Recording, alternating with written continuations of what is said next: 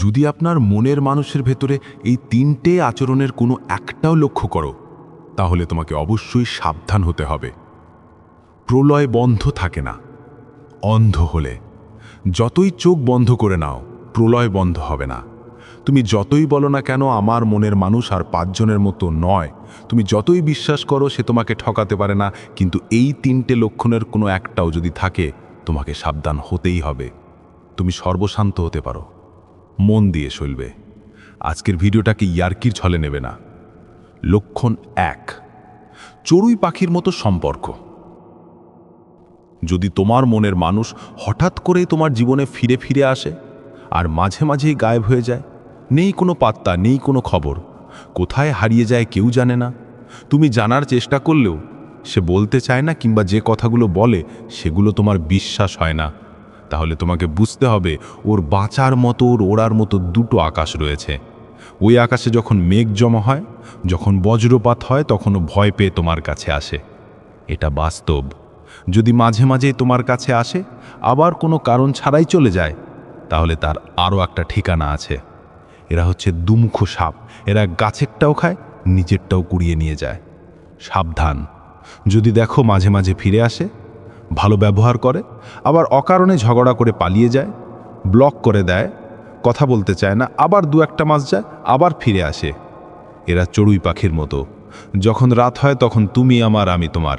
যখন দিনের আলো ফোটে তখন কে কার সে আর তোমাকে চেনেই না। এটা 1 নম্বর টাইপের মানুষ। লক্ষণ 2, হঠাৎ জ্ঞানীর ছদ্মবেশ। 2 নম্বর টাইপ আরও ভয়ঙ্কর, আরও বেশি সাবধান হওয়া দরকার।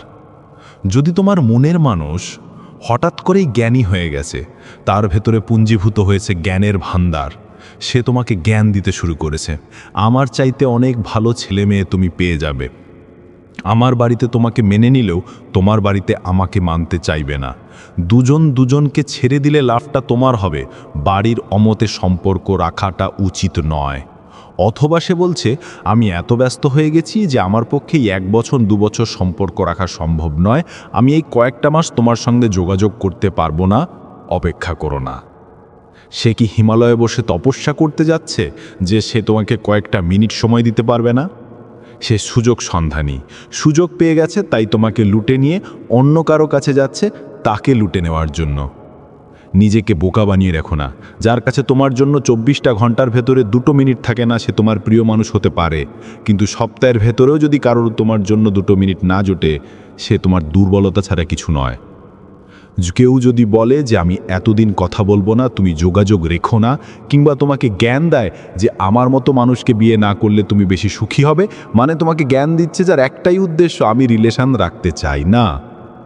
এটা আর যাই হোক ভালোবাসার লক্ষণ নয়, এটা চোরের লক্ষণ। সাবধান। এমন মানুষকে যতটুকু সময় দেবে ততটুকু সময় বিফলে যাবে, নষ্ট হবে। লক্ষণ 3, সুবিধার সওদাগর। এই মানুষগুলো বেশ স্বার্থপর। যখন প্রয়োজন পড়ে তখন তোমার কাছে ঘুরে ফিরে আসে ভালোবাসার পসরা সাজিয়ে। এদেরকে অন্য সময় দেখতে পাওয়া যায় না। যখন তার তোমাকে প্রয়োজন তখনই তোমার জন্য তার যাবতীয় আয়োজন।